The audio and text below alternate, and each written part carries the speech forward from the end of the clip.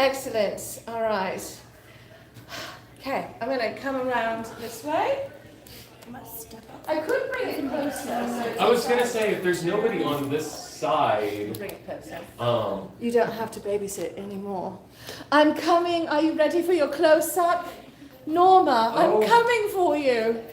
all right, Mr. DeMille, I'm ready for my close-up. There we go. Oh, Norma. You used to be big. I am big. It's the pictures that got small. I love that movie.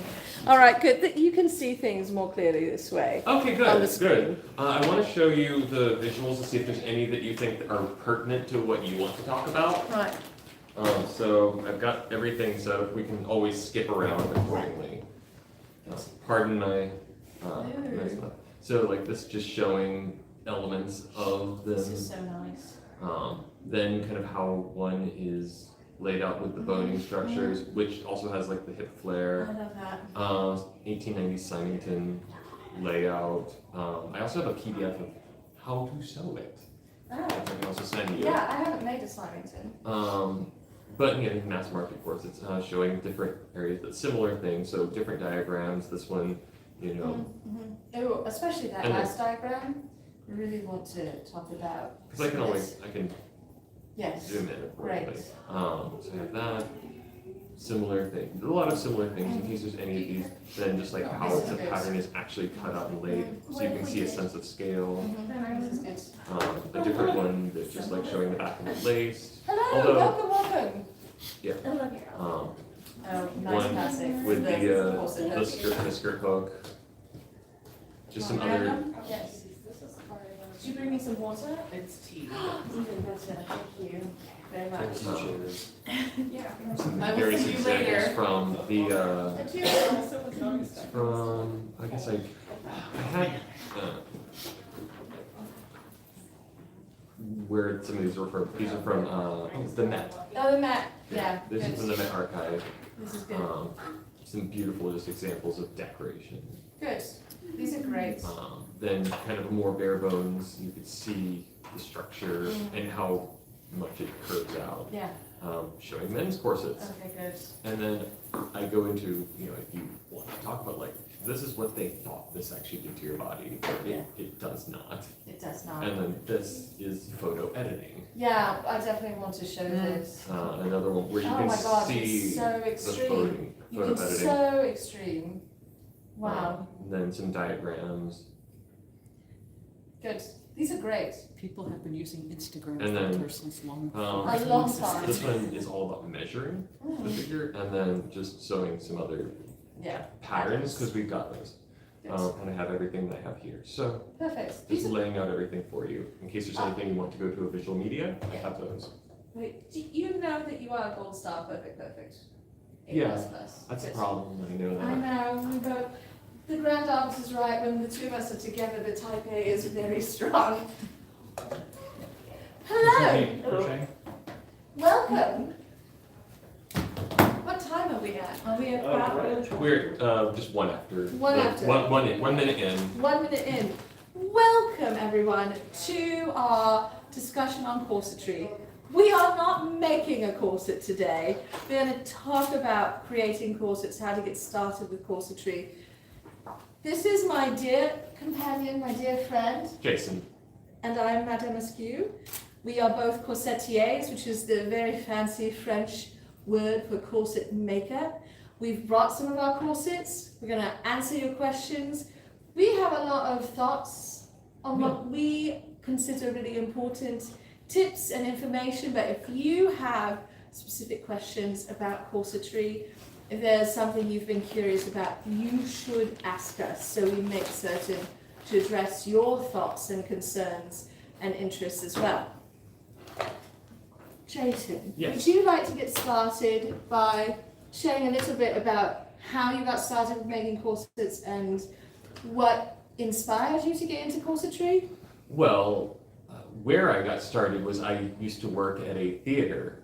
I worked there for 5 years, and in that time, helped costume 40 shows and performed in 21 of them. So there were definitely times where we needed a bunch of the same corset for like the cabaret number in Jekyll and Hyde, or oh, this person also needs a corset for this outfit, or this very particular bodice needs to be able to go on and be the dress, so that they're just laced into it and then they can put something over it as a quick change.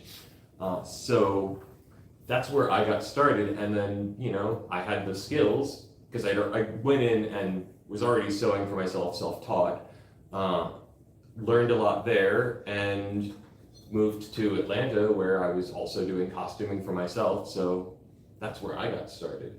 Excellent. I'm also self-taught. I love that we're both self-taught. Yeah. There isn't really Corsettier school for the most part. There are other corsetiers who make stuff. Some people are willing to share, but there's a lot of, I keep my secrets to myself. At least that's what I experienced when I got started. So when I wanted to get into time traveling and having frocks to go around to different eras, I discovered that I needed underpinnings, strong foundation garments that mostly were built around something that was corset-like in nature. And I am a very busty lady, and I've always been a very busty lady, so I couldn't find anything that was made for my body on any market. And so I taught myself, because I wanted to make these things so that I could have the costumes I wanted. And I started with some very basic sewing, and I developed over time into making really complicated Victorian style corsets, from very functional to the very fancy and decorative. And now I teach corset making, because I actually don't want to keep all the secrets to myself. I don't take commissions, but I do like to teach people to make their own. Frankly, I can't sew fast enough to make commission work worthwhile or reasonable for anyone, but I can teach enough to get you started. So that's where I'm at with corset making. So we're going to talk mostly about 19th century Victorian style corsets. If you have questions about any of the terminology, please stop us, we will explain.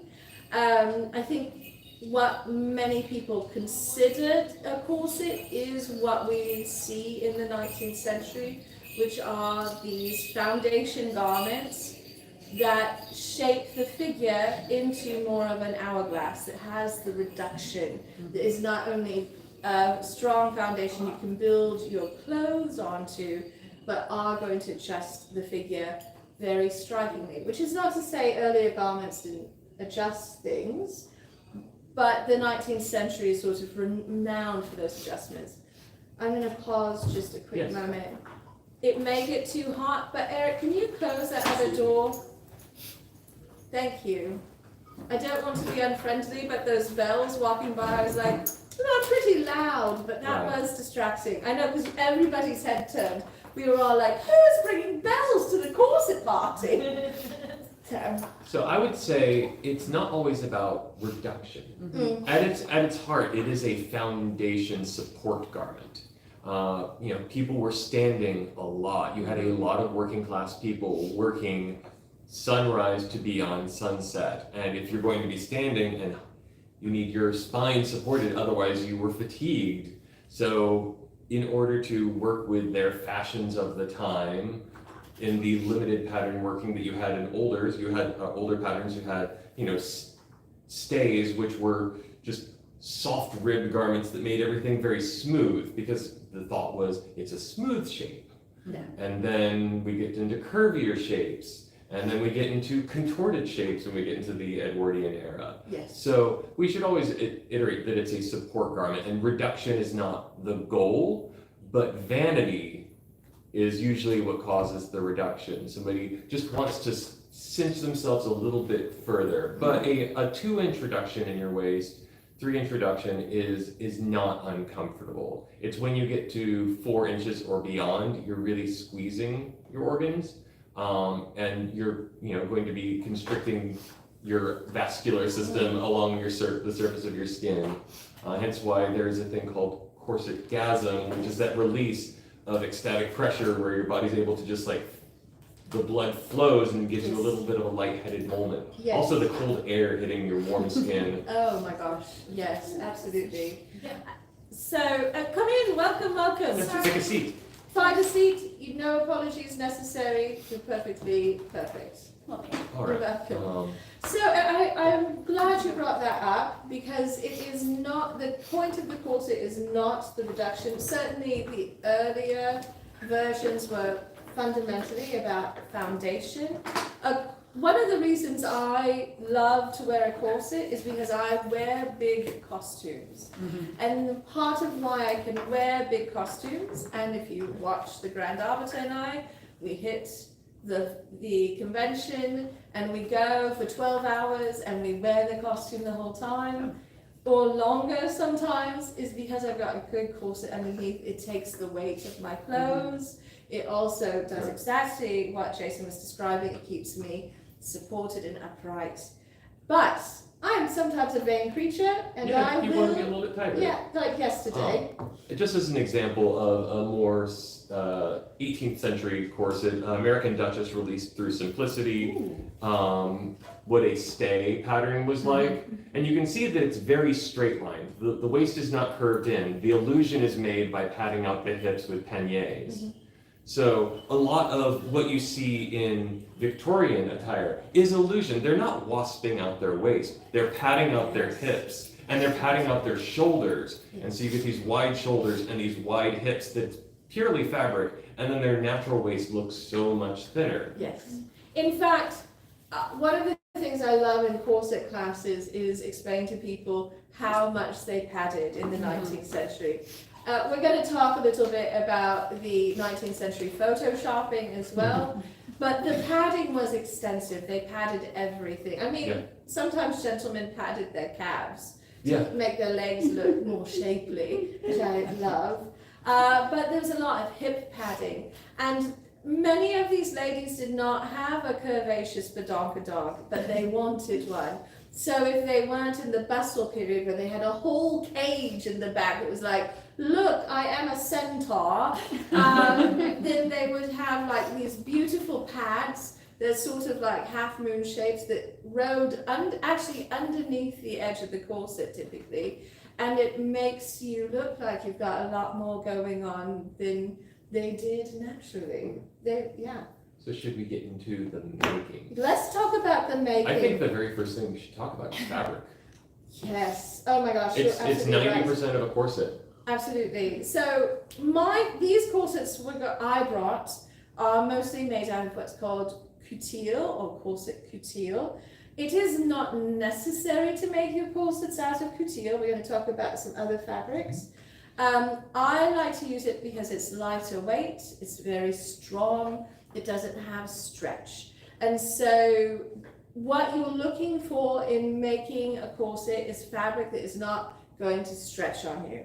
Or if you have a stretchy place, as you get more advanced in corsetry, you need to think about where, why, and how you're stretching. But mostly you want something very firm and also comfortable against the skin. So if you're going to use something that's rough, you need to think about how do I minimize the abrasion on my skin. Couture is not the cheapest option for making a corset. These are made out of pretty bog standard herringbone weaved couture. It's 100% cotton. They're all black corsets, which makes it a bit harder, but if you, actually I'm going to pass this one around to start, because the pattern is really obvious. The herringbone pattern gives you a wonderful grid to follow for the straight of the grain on the corset. You can unwind the laces if you want to lay the whole thing out and look at the whole corset. So that is the corsetry couture. Now, of course, it's a cotton fiber. It is a cotton fiber. And there are a lot of other weaves to cotton fiber. There's a standard natural canvas, which is very strong and resilient. You can also use a cotton mattress ticking if you want that illusion of the striping. Yes. Because then you have those lines you can follow. Yes. It's a visual guide of here's your grain. And then if you wanted to it adds a certain style to it. But you can have a very, successful, especially if it's a foundation garment, a very affordable fabric that you can pick up anywhere. It is just a sturdy, this is a single ply of canvas and in a very light cotton lining. I personally feel strongly about using fabrics that breathe with your corsets because people often ask me about whether I can breathe or not in my corset. I'm talking about breathing. The heat is the problem, I find. Corsets can get very warm, so cotton breathes and wicks, and that's really critical. You brought up the mattress ticking. Yes. They used that in the 19th century as Yeah. well. Very historical. Canvas as well, very historical. If you're into being super historical about your corsetry, couture, very historical. Polyester, I'm not going to come at you for using polyester to make costumes, Polyester. right? But polyester is going to be hot. And so if you're doing something like a corset with polyester, you might want to have it as a fashion corset on the outside. Or if you're going to a cold weather event. Yes, fair. Because I made this for TeslaCon, which is in, November Wisconsin. in Wisconsin. So it was like, yes. I also made this to go with a leather motorcycle cut double-breasted tailcoat that I made. You were So- so warm. Also, you look so fabulous. Yeah, unfortunately, I never didn't get any pictures in it. I know. So we've talked about fabric. You can use any stable, non-stretch fabric. You can use upholstery fabrics if you want. You just have to know that you will suffer a bit with heat. So you want to go with a lightweight lining. You want to make sure you have a breathing undergarment that might wick if you're going to wear over, completely cover your body. There are body armor things that will wick moisture away from you that you can wear as a foundation instead of a chemise, especially if you're covering everything else, where you can cut a deeper neckline in it. You had a question. Yeah, I found some brocade scraps in a thrift store that I would love to use, and so I was wondering if that would be, it seems stretch resistant to me. Even if it's not stretch resistant, you can always flatline, which is sewing it directly down to another fabric that is non-stretch. Okay. I did a similar thing with a garment that had a corset body but tails and an over shoulder, and it was a stretch burnout velvet, but I flatlined and interfaced it to a non-stretch fabric so that I could get the structure that I wanted with the look that I wanted. And the interfacing was strong enough? Yes, because it's also the interfacing for the outside structure and you're going to line it. Right. So there's two layers of material that are making your stretch fabric non-stretch, and that's what's going to hold your structure. And if I grab it and just kind of give it a stretch test, does that Yeah. seem like a good enough idea? Yeah, honestly, my corsets are constructed so it's a little bit of a, Right. you can't quite test, but if you go into these panels, you can see there's Right. no stretch. And also, I recommend checking 4 ways. Yeah. Make sure it Fair. doesn't stretch lengthwise or widthwise. Right. And I concur with Jason on this entirely. I have used stretch fabrics as part of my corset, but I stabilize it by flatlining it. I don't use fusible very often in corsetry. I live in the desert, so fusible and I have a torrid relationship. Anything that requires adhesive where I live is sort of dodgy. But so I use a lot of muslin to stabilize, and then so I'd stabilize that brocade, and then I would use a strength layer, I would use canvas or couture as the thing that's bearing the structural weight in conjunction with the brocade. One thing I want to say though is if your fabric is very thick, you may wish to use something else, because making really thick seams in your corset can make it eats up a lot of the ease of the garment, and you're already making something very snug, and so it can actually affect your overall fit, but will also make for a bulkier undergarment and a warmer garment. So if it's one of those Brocades we used to get in the 1980s for making the brocade vests. That's like perfect for making a corset. But if it's the kind you use for like some, pardon me, like really obscene sofa situation, that might be a little bit too bulky. So, Right. you know, watch your thickness as well. Speaking of fabric types, this is a sort of, this is my showpiece. My goodness, I have worn this already into starting to shape. Well, I mean, the bones themselves and the curves cut the shape, but Yeah. once the bone's warm with your body, It's beautiful. they start to take shape as you're moving around in it. So this is made with coutil, but also corsetry mesh, because I knew this would be a very hot corset, and so I actually wanted to build in some airwaves into my corset. So you can see it's sheer, but this isn't like regular mesh. This is corsetry mesh. In my case, I used what's called cotton bobinette. You do not want to know the cost of this. It was obscene. A yard was a truly astronomical price, but you can get some cotton, some corsetry mesh that's made out of nylon that is very reasonable and works beautifully and is not going to make you hot.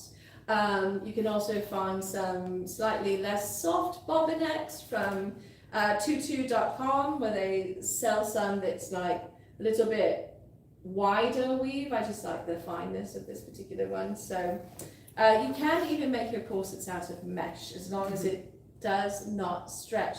This is mesh with no stretch in it, which is so weird because most of our modern mesh has stretch in it, right? Right. So the key is no stretch, Now, very strong. something you will notice on the corset, if you just want to hold it up, Yes.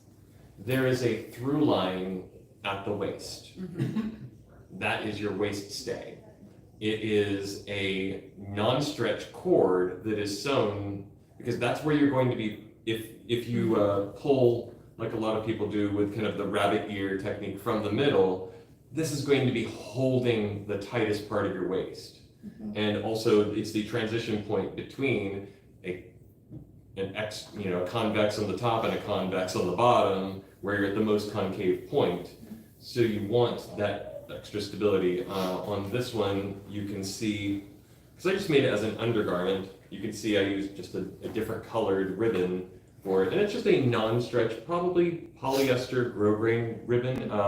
If you're wondering what a grosgrain is, it's the ribbon that you see that looks striped up along the path, because that's woven with a long strand, and then the weaving goes just back and forth on it, rather than a satin shiny ribbon where you see the little channel down the side. That's going to give you the most strength in a good like cotton or polyester ribbon. So you can't tell from the outside because I covered my stay with this beautiful silk situation, but if you look on the inside of this corset, at the sheer panels, you can see my waist stay. It's actually just a cotton twill tape, very inexpensive, and you can actually use those cotton twill tapes to make boning channels as well. They're thin and strong, and You can fold it in half and bind your edges. yeah. So I keep a lot of cotton twill tape in my workshop, but you don't want the really thick It needs to be flexible, Yeah. but non-stretch. non-stretch. And I'm a big advocate of cotton, in part because of where I live. So, it gets to be like 118 degrees during the summer, so I need it to be somewhat humane to put on a corset. Since we've talked about these soft goods, we should Yes. talk about the hard goods. Let's talk about the hard goods. I'm actually going to pass this one around so you can look at the stay and the corsetry mesh.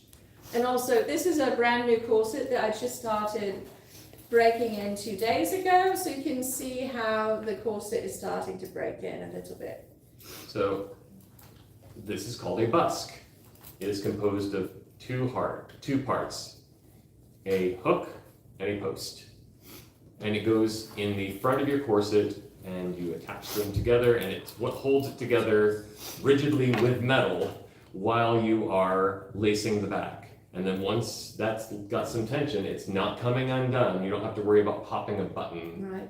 like this, because these are metal posts. And they are a little bit stiff and hard to work in initially, but once you've broken them in, they usually a well-fitted corset. You just sort of like pop, pop, pop. They were a revolution in 19th century corsetry. Right. So before the development of the two-part bust, you had usually a solid piece of wood that went down the front of your corset, very rigid, like this style exactly. It's there to support your sternum and your bosom. It gives you a lot of strength at the front of your garment. But if you don't have one of these that pops open, you have to be assisted into your corset. Right. You have to put it on over your head. Or you don't put it on over your head. You are laced into it every single time Right. and unlaced out of it every single time. Right. It's Because a it mess. doesn't make sense to do that because they didn't, cording was expensive. Right. If you're talking about the 1700s, those were hand braided. Yeah. So the advent of the bust revolutionized the corset experience and is part of the development of the shape into that sort of hourglass 19th century corset shape. Because to do the reduction, to have that dramatic shape, you needed more cord, so you could reduce. And it also saved corset wearers a lot of time to not have to unlace and relace the corset. My first corset I ever purchased, I had made by a corsetier in Australia. There wasn't a place to buy them here in North America at the time, and I was afraid of busts. Even though it was a 19th century style corset, I asked for them to leave off the bust. I know, I did not have a Jason to stop me from my madness. How did it close? It had laces down the back. I had to beg friends to lace it for me after I got briefly trapped in it, Yeah. trying to get it over my head. There was a really awkward position where I was like this, with the corset partway on, one arm up, and it was stuck over my bosoms, and my head was like, please, help me, my friends, going down the staircase trying not to die. So I love a bust, yes. So the ribbing on here, is that just a design choice or is that Oh. functional? Oh, so it's corded. We can get into that in a minute. We will come to that, yeah. It is, Because we can talk about boating and then yes, and cording. and cording as boating. It's design, but also function. I will say I have, there's an insane woman on Etsy who will make corsets to your measurement for $100. And how she What? stays in business, I have no idea. Have you gotten one from her? I have 2 of them from her. Are they good? They are. I'm certain yours are. Oh, no, I'm And I not. also. But like for $100, that's a steal. No, And- she's underselling She's by at least $100%. $400. I absolutely agree. I got the cheapest option on everything, and one of them is she used hook and eye tape instead of a bust, Oh. which I can see in the future that is probably going to run me problems. But I have scoliosis, Oh. and so the fact that it allows it to bend with my spine just a little bit, I think may be an advantage for me. Oh, But I have to check. Do you want Well, to that make can your also own? be I do. That adjusted. is why I'm. So the bust doesn't have to bend. You can also just augment the pattern to have more ease on one side and less on the other, where you take in your seam allowance and you let them out. And then you still have the illusion of a vertical line, but it's now shifted with your body. And it's then also supporting you in an upright way rather than leaning. Right. So you get more support after something that's not going to bend side to side, but only bend front to back in the front, but everything else is just holding you upright and holding you in. Which brings us to Yeah. our boning. This is good for everybody, Right. but So pertinent to you specifically. this might seem a little bit odd. You see this looks like an elongated spring, and this looks like a solid piece of metal. This is spring steel boning, and this is coil steel boning. And it messes some people up, but I'll pass it around so you can see the differences. May I have a piece? Oh, absolutely. Thank you. Here, have some. Thanks. Thank you, my friend. Here. It absolutely does mess people up. I hear some people referring to it as white and grey. if that works for you, any corsetier is going to know what you're talking about. We don't have to be fancy. The big difference, you see, this has lateral movement this way, nothing side to side, it wants to warp. This one, This is my favorite kind. you can bend it fully. The coils.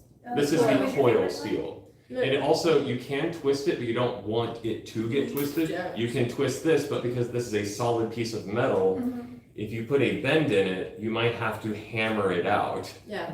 Or it will develop metal fatigue and break on you, which is Right. very You don't, cumbersome. you don't want a piece of metal strapped to your body, broken and pressing in a very awkward way, especially in the extreme areas where it bends at the waist. Yes, yes. But I'm very curvy. I'm a large lady. I have a lot of bosom. I make my corsets almost entirely out of the coil steel boning because I want it to follow my curves. But also, I'm a modern time traveler. I want to have some of this. You know, in the 19th century, they were using lots of materials. You hear so much about the baleen, the whalebone, which certainly was a very common material. One of the things that gets lost in that conversation is that whalebone is flexible and it could be steamed into a shape to sort of pre-break in your corsets. But this, the coil, better mimics whalebone because it was rigid enough to hold the shape, but had enough softness to develop curve and to give you a little bit more motion. There is a synthetic whalebone Yeah, that's synthetic baleen. as a polymer, and I've messed about with it a bit. I haven't made a whole corset out of it. I'm a little bit like, will it be up to all of this? But a modern corsetier actually likes working with it, so it's another good option. You can find it from most corset suppliers. I work with Richard the Thread a lot on the West Coast, but there's corsetsupplies.com, which is closer here to the East Coast. So, yeah. Now, there's, as we were going to talk about cording, Yes. in the I think even 15th and 17th and 18th century, Yes. they were, in addition to using baleen, they were using cording as their corsets. If you can see, I can pass this around. The 1700s, they had channels all around the entire corset that, without, flexible gaps. Those could be purely corded, they could be baleen. For the more working class, a cord is going to be much cheaper than a whalebone. And so it'll also be more flexible because they're not wearing the fancy gowns. They're wearing their working class clothes. They're working in their shops, they're working in someone's house. They don't have to be presentable, they just have to be presentable. Yes. This is not an entirely accurate analogy, but cording is a little bit like the sports bra of the corset world. It is a little bit softer, a little bit more comfortable. I wanted to have some softness over my lower hip. I didn't want to put in a lot of additional boning there. I also liked aesthetically the way the cording looked.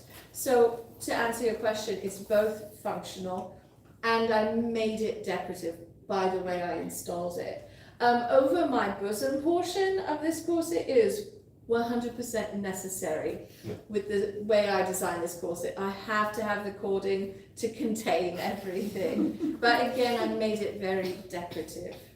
I could have put bones, I chose cording instead. It is also structural because it is holding that area in some capacity, whereas a fabric might wear or shift. You're sculpting this cord to hold this area down. You don't want your bosom to pop out. You put rows of cording and it's going to cinch it just a little bit to hold it in place. Yes? Would it be correct that reeds were also used for boning material? Reeds were absolutely used. Yes, they were. But do not let anyone lie to you as in a modern historical costuming setting, and say you can use skewers for making kebabs from the No. grocery Not store, and replace your reeds with that, because it is you will not forget the experience Right. from doing that. I think And there was also like thin strips of bamboo Yes. were used, but bamboo as like the external kind of glossy element they would sliver off and then slice into flexible elements. But it is still a wood fiber, Would it have, or it's a grass technically, would but it it's a have woody fiber. been, like, price-wise, like, more expensive or more affordable? I sus- Probably more affordable, Yeah. just because you're just stripping it off and cutting it in. You're not spending the time to And make then a you cording. could go and, like, cut your own reeds, I suppose. Yeah. Yeah, depending on where you lived. And I would suspect, I mean, I don't want to say 100% because I haven't done a survey, I don't have any footnotes, but I would suspect it's kind of equivalent to cording. It would depend on what was more common in your area. I think that they soaked the reeds to sort of soften them. And probably even with some level of preserving oil to Yeah. keep it flexible. Yeah. But But I prefer cording over reeds, and somebody did once convince me to make a corset using kebab skewers, and it was a very bad time, so don't do Did it. you get skewered? Actually, yes, I did get skewered on my hip. It was this style.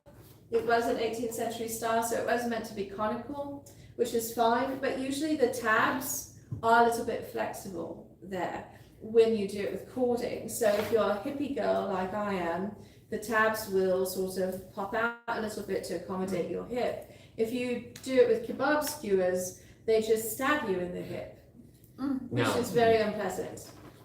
I do want I have a Yes. technical question. Yes, How do you wash these with metal? you don't wash them.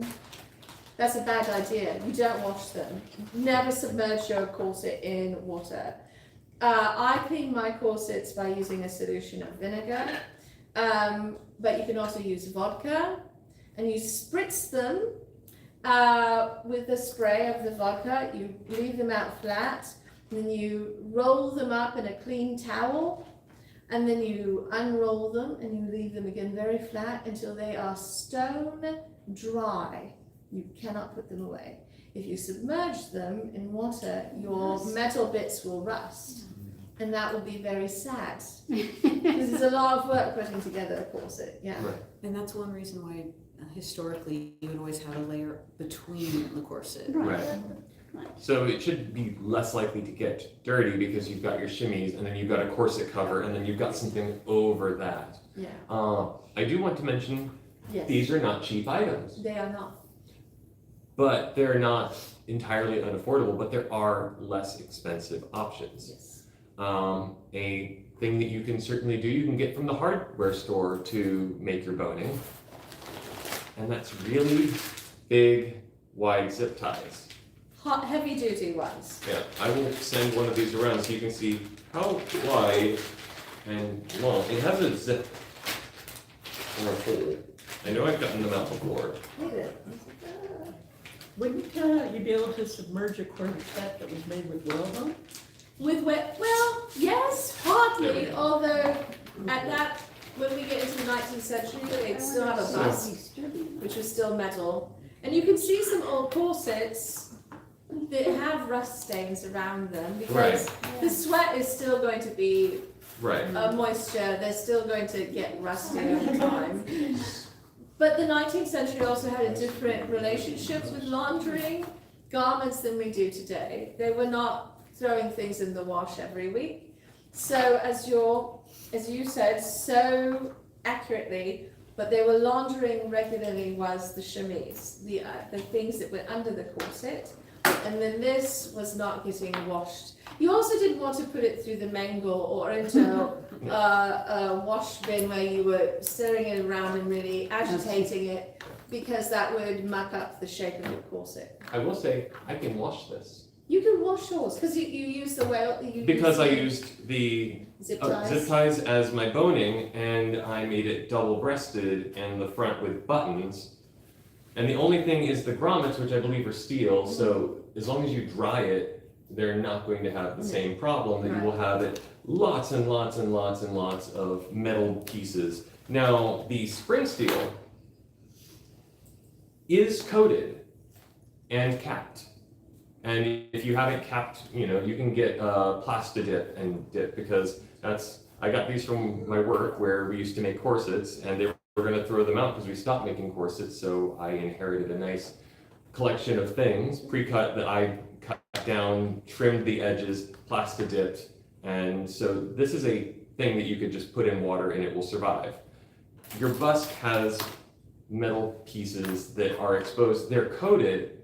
You might be able to submerge, but you have to dry it as quickly as possible. I would not put it in a dryer, but in the sun. Yes.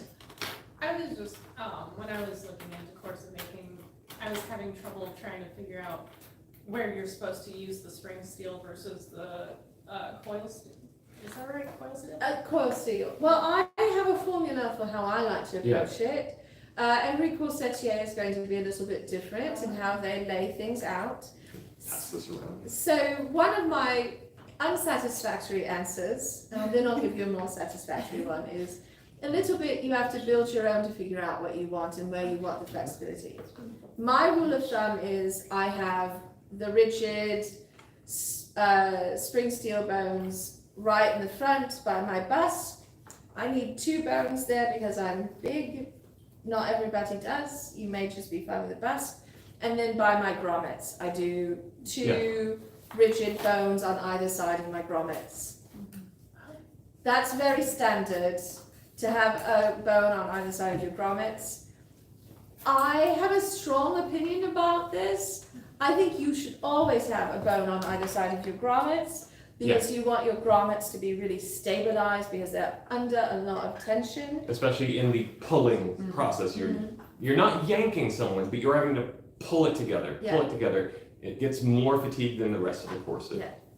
I have seen them made with only 1 bone back there, so I don't want to be like, if you do that, you're wrong, but if you do that, you're wrong. So Now, you could put 2 bones on one side of it for more structure there, but it makes more sense since you have your piece of metal in between to sandwich it. It does. So that's a very strong opinion, and normally I'm more like, these are guidelines, you have to build and figure out your own vibe.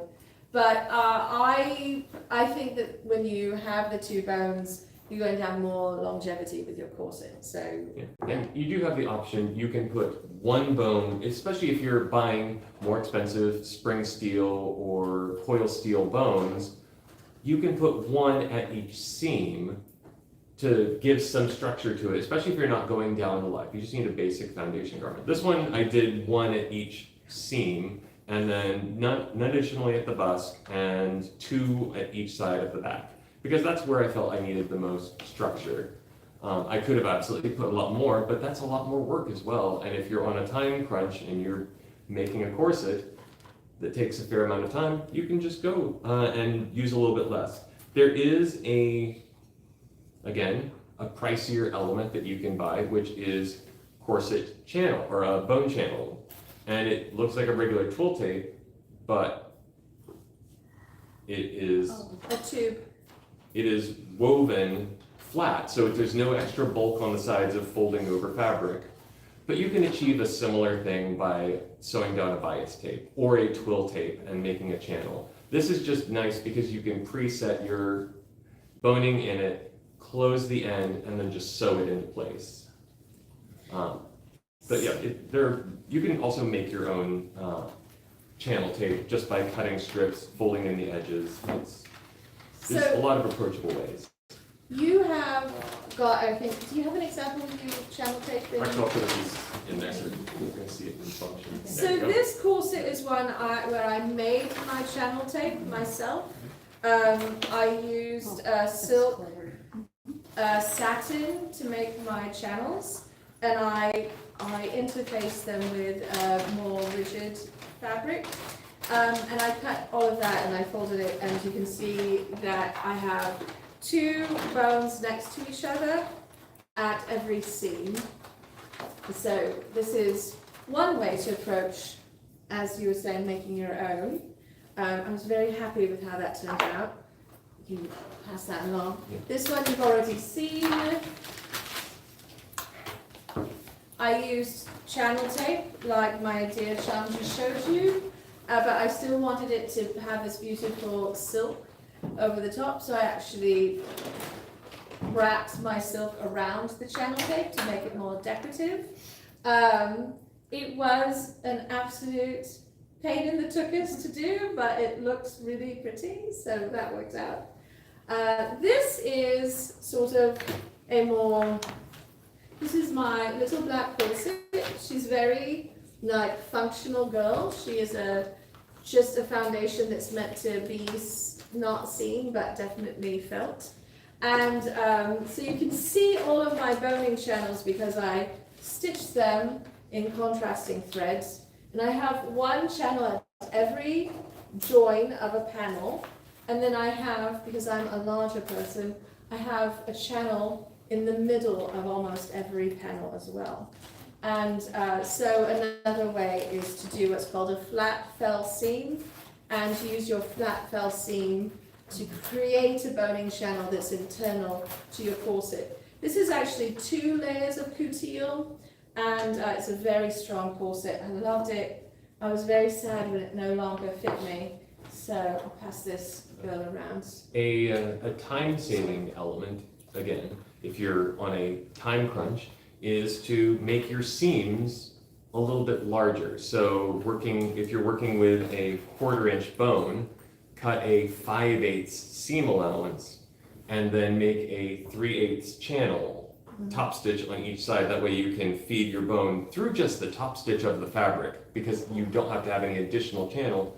The one thing you sometimes do want, especially if you're going for anything tighter than a general form, is something to reinforce the back of the fabric. That's where the channel tape comes, because it's sewn over the split, where you have just thread holding these together. So you can either use a strong thread to construct it, or you can add additional fabric to it, or just hope for the best. Hope for the best. Especially if it's a single, if you're using, more price conscious components, inexpensive fabric, inexpensive boning, you're using buttons instead of a busk. You can make a cosplay corset that will serve you for an outfit that's maybe too niche. You're not going to wear it a bunch of times, but you need it for this. And if you do it that way with plastic bones, plastic buttons, and just grommets always, never eyelets. Yes. Let's really, you can then have something that's inexpensive and you can sew quickly without having a lot of extra expense. A grommet is a 2-part Yes. metal enclosure for a bowl. An eyelet is like what you think of a sneaker. It's got a cap on the top and little prongs that stick into the back. That's not going to be great with a fabric that can fray. And it's also not going to be great against a reduction. When you see eyelets, it's usually sneakers, light things that are just getting gently laced together just to hold it. But a grommet, which requires a top die and a bottom die, you're either going to hammer it, or if you're going to get into making more corsets for yourself, or working with other metal things like snaps or rivets, anything like that, get yourself an inexpensive press. It's only about $100. Saigo's Gold Star tool. They have, a kit where you can get 3 different sizes of grommets, and the dies, and the press for about $100. Well, that's a good deal. And you get about 100 of each size, so you can always, put ornamental grommets Right. for the big sizes you don't need. But there's things you can get that are affordable that will save you, because if you see how many grommets there are, imagine having to hammer each one of those out. And if you hammer it wrong, it's going to be crooked, and you're going to have to get pliers out and risk damaging your corset from trying to remove that piece of metal that's now crookedly fused to your garment.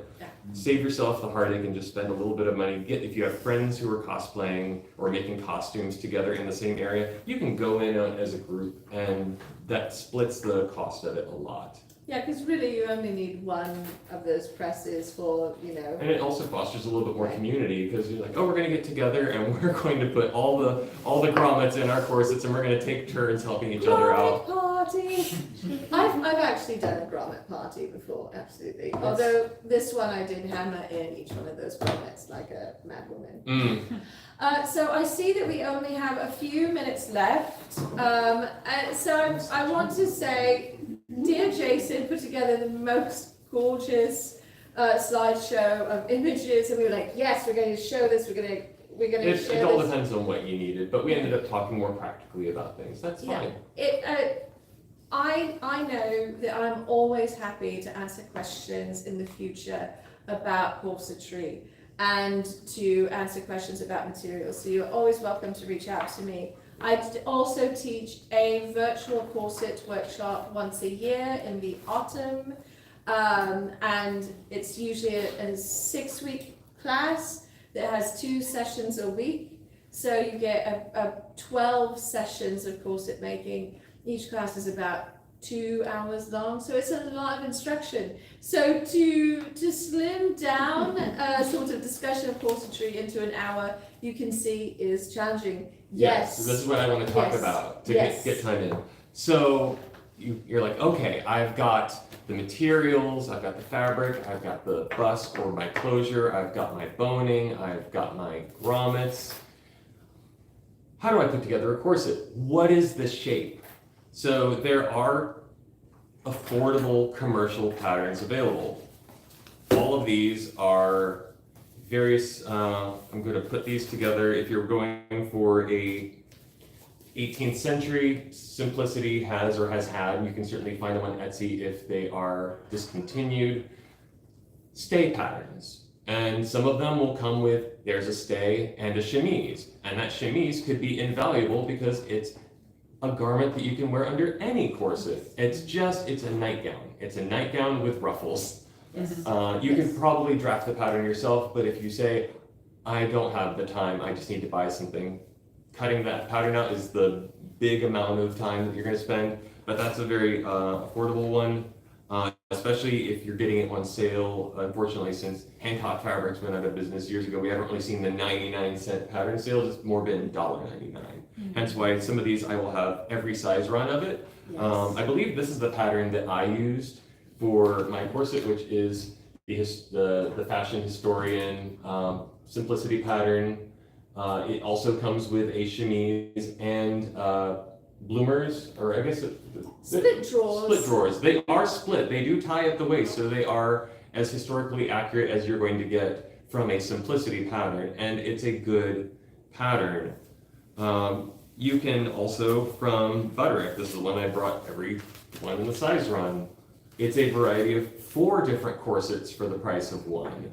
So if you want a different style, there's a drop busted, and that's where you would put the cording, is this area across. You don't put boning across that, same for this one.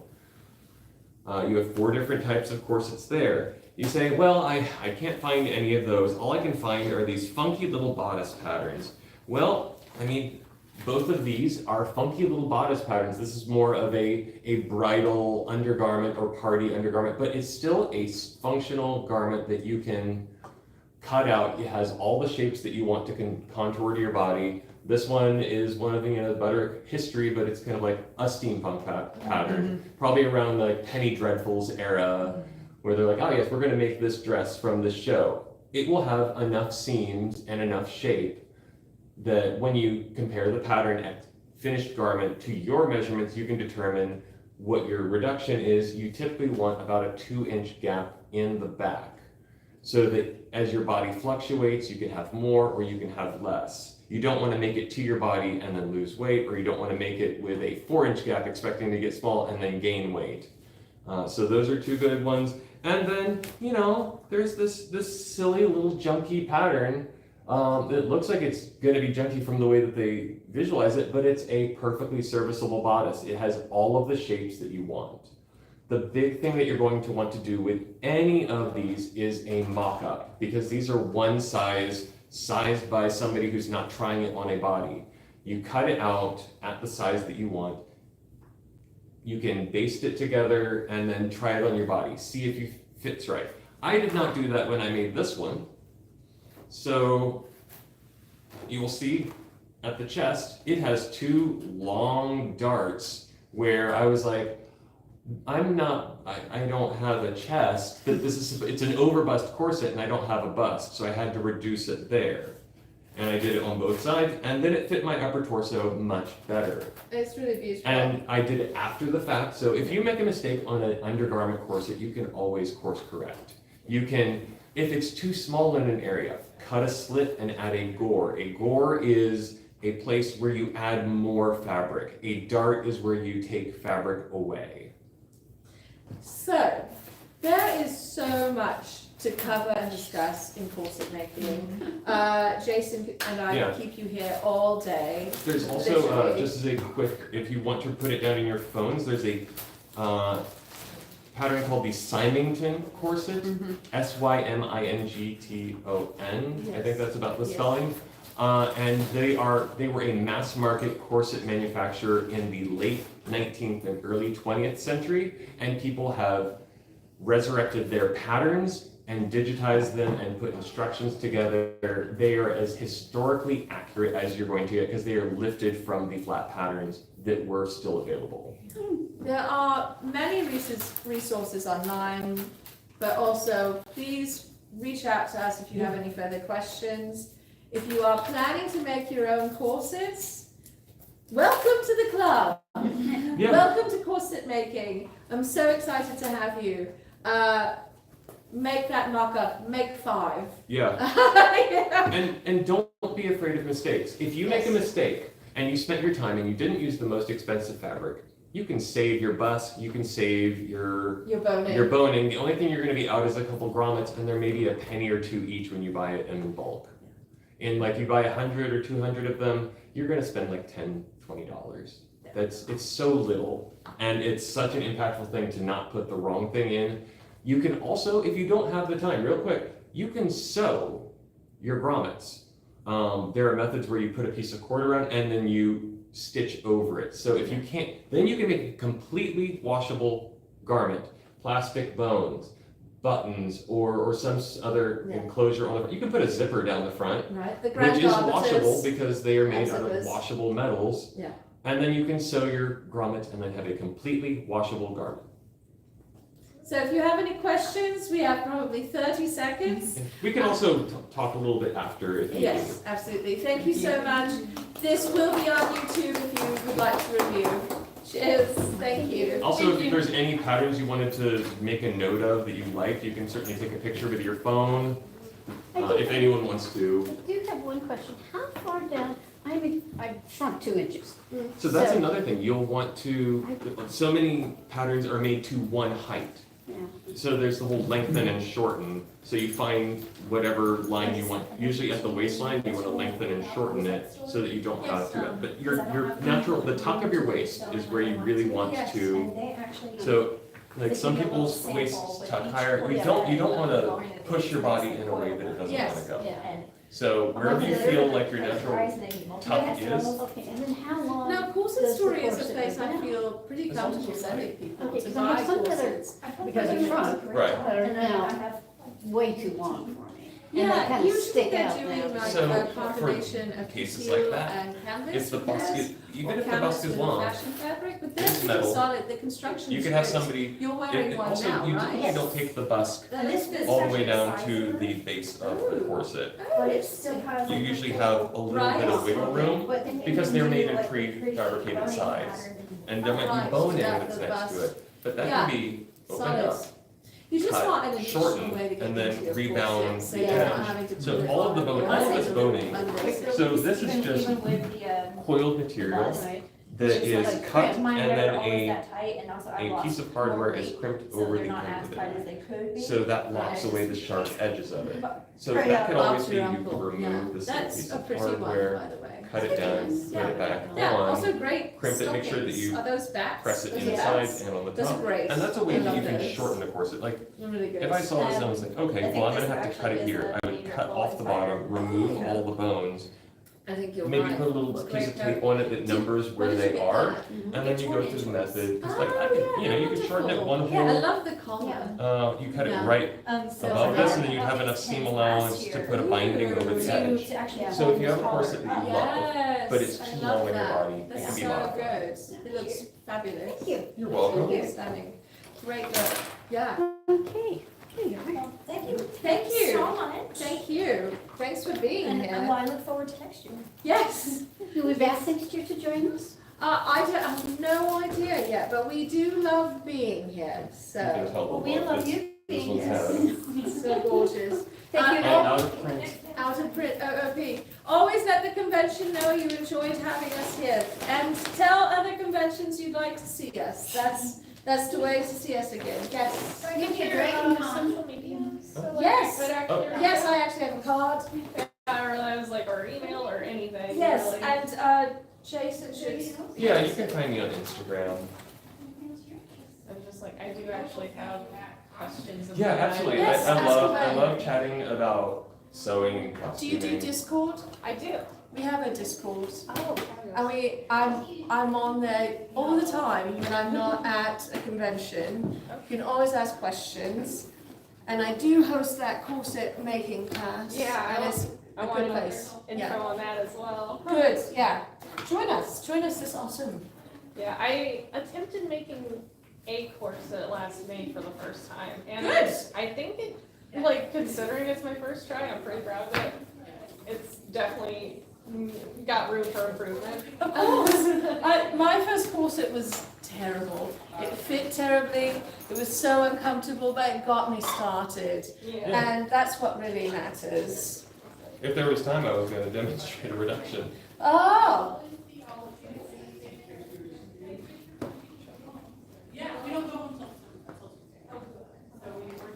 Hey, Heather, There I am. thank you so much. You're welcome. you're Yeah, welcome. just feel free. The success of a lot of outfits is in the correct foundation. Many people try and wear a period appropriate costume without the period appropriate undergarments. One of the biggest culprits I've seen is 1920s. Oh, Yeah. yes. Luckily, I was. People with bras in flapper dresses, like you would have you would effectively be strapping your chest down, Yes. as opposed to emphasizing Yeah.